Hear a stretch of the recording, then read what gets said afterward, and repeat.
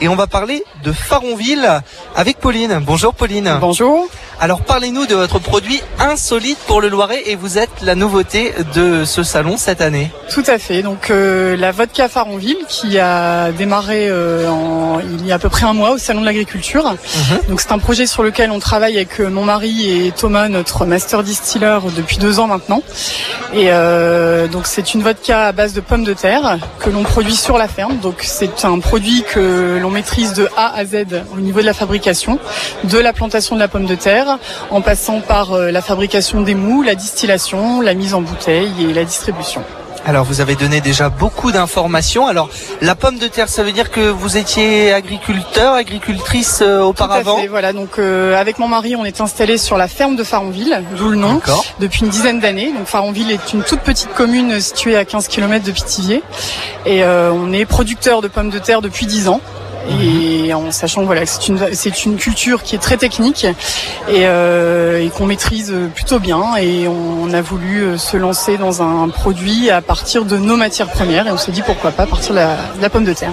Alors j'imagine que ça a dû être un travail de recherche et de développement quand on a l'habitude dans l'industrie d'employer ces termes-là, mais là ça a dû être un travail colossal. C'est ça, ça fait 2 ans qu'on travaille dessus. Il a fallu tester, trouver la bonne variété qui agit avec la bonne enzyme, la bonne levure, pour trouver un produit qui nous a plu, en sachant donc que nous en plus nous sommes fans de spiritueux, notamment de whisky.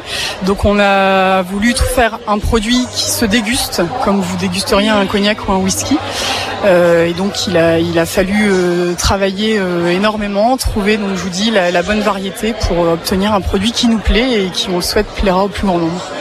Alors c'est de la vodka avec modération, bien entendu. Exactement. Alors racontez-nous un petit peu les cycles pour arriver d'une pomme de terre à de la vodka à la fin. Alors c'est plutôt long, mais en gros la pomme de terre est plantée à cette époque-ci, d'où l'absence de mon mari sur le salon puisqu'il est en train de planter ses pommes de terre. Vous pouvez aller à Faronville et vous le verrez peut-être dans les champs. D'accord. On plante les pommes de terre grosso modo à cette époque-ci, on les récolte fin août, et ensuite on les travaille donc à la distillerie. Donc il y a toute une première phase donc de calibrage, puisque faut choisir une bonne taille de pommes de terre, parce que les trop petites sont trop difficiles à travailler, puisque les chaînes d'amidon sont difficiles à casser. Et les grosses pommes de terre il y a trop d'eau à l'intérieur, donc en fait il faut trouver déjà le bon calibre. Ensuite on transforme les pommes de terre en genre de purée. On fait ce qu'on appelle un mou. On fait 2 phases enzymatiques, une première phase pour casser les chaînes d'amidon et une deuxième phase pour transformer l'amidon en sucre. Ensuite on passe en phase de fermentation, donc en cuve de fermentation avec une levure française. Lors de cette fermentation, donc les sucres se transforment en alcool, et ensuite on passe à la distillation en alambic, et on obtient notre eau de vie qu'ensuite on ramène à 42, puisque notre vodka titre à 42 degrés. Est-ce que cette vodka, il faut la laisser reposer quelques instants, ou non, c'est finalement immédiat? Non, du tout, c'est assez rapide. La fermentation dure quelques jours, et puis une fois que l'assemblage est réalisé, vous pouvez la consommer tout de suite. C'est l'avantage des vodkas par rapport aux whisky qui ont des phases de maturation de plusieurs années.